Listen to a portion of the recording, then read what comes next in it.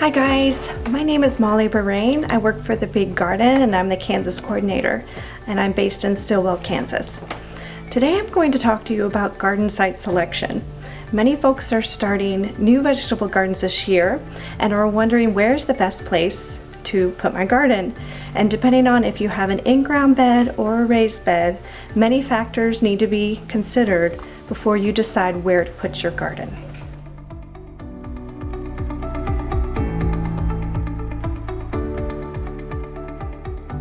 The first factor you need to consider is your soil type. If you have an in-ground bed or a raised bed, that will change a little bit on what your needs will be for your soil. If you're planning on having an in-ground bed, it's recommended that you have well-drained sandy loam soil. And sandy loam soil consists of sand, silt, and clay.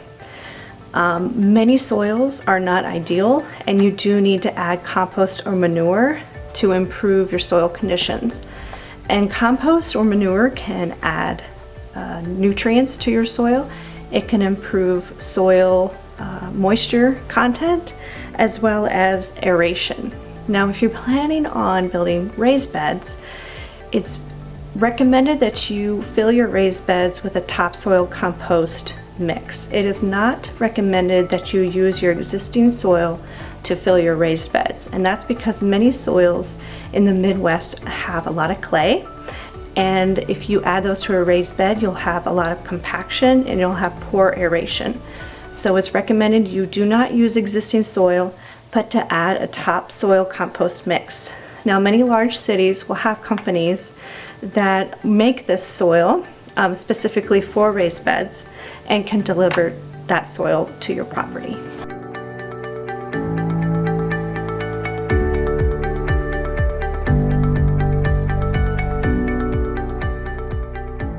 The second factor to think about when choosing your garden site is soil depth. Look around your property for rock outcroppings.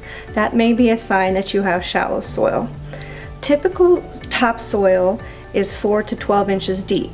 Now, that may be much less if you live in the city because of construction. You can improve your topsoil by adding compost or manure, but you could also just build raised beds, and that will get around the issue of having shallow soil.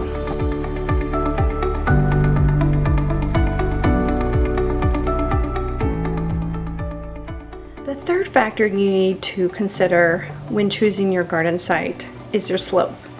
The southern slope warms up sooner in the spring. The more perpendicular the slope is to the angle of the sun, the faster it will warm up. A 5-degree slope in the direction of southwest is ideal. Water will drain away quickly, but not too quickly, and the morning dew and frost will evaporate faster in the morning.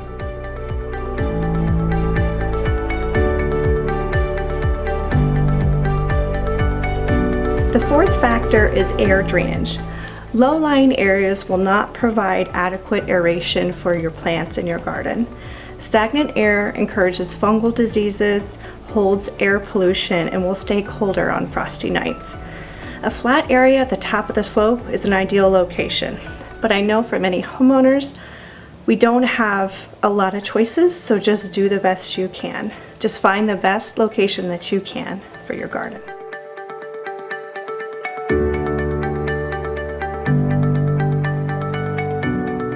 The fifth factor you need to consider is your wind patterns. Now, some good air motion is really good for your garden because it will provide aeration in between your plants, and you'll have less fungal diseases because the leaves will not hold the morning dew and moisture, and you'll have less disease problems.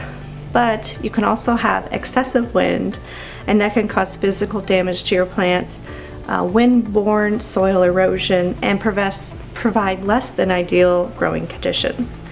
And in this case, a windbreak may be necessary.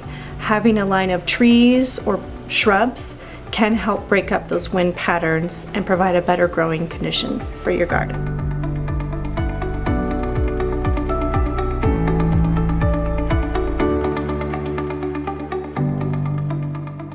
So the sixth factor to consider on where you should place your garden is sunlight. And this is a very, very important thing you need to pay attention to. A vegetable garden needs a minimum of 6 to 8 hours of direct sunlight. Make sure you're not placing your garden near any large trees, because those trees will compete for water and nutrients, as well as offer shade to your garden. And unless you're growing shade-loving plants, which most vegetables are not, it will not be an ideal condition for your garden.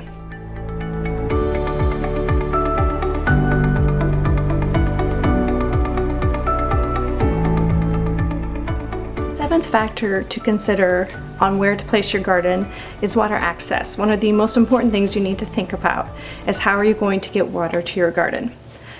The most common way and the most inexpensive way is to attach a hose to your home and just water your garden from a hose. A next option is to attach a rain barrel to your home, which siphons water off the roof and drains into your rain barrel. And many rain barrels are then gravity fed, so folks will attach a hose to the rain barrel and water their garden that way. A third option is to purchase a 250-gallon storage container, and folks can fill it up with a hose or perhaps rainwater, and that is one way to water your garden, especially if it's on the top of a slope, and if it's gravity fed, you can water your garden that way.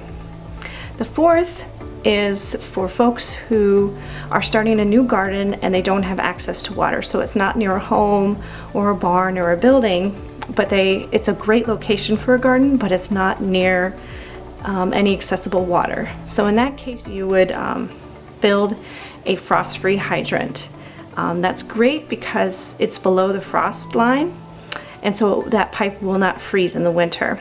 And then you can attach a hose to that and water your garden that way.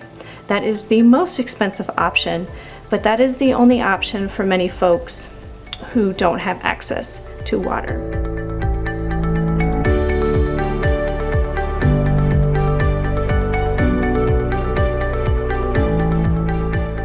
The eighth factor you need to consider is security. Think about what two-legged and four-legged creatures may enter your garden. Start observing what animals you see in your neighborhood.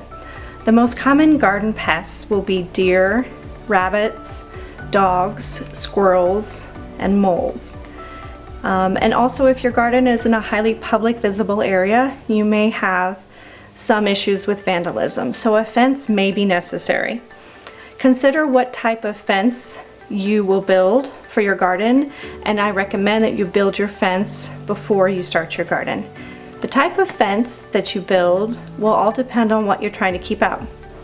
The average homeowner's fence will be 4 feet high, and that should be sufficient to keep out vandals. If you're trying to keep deer out, it's recommended you have a 6-foot electric fence. If you're trying to keep rabbits out, it's important to bury your fence. Any animal that's burrowing, it's important to bury your fence some inches deep below the soil to keep those animals from burrowing underneath the fence. So make sure you consider your security and what kind of garden animals and people potentially may be coming into your garden space.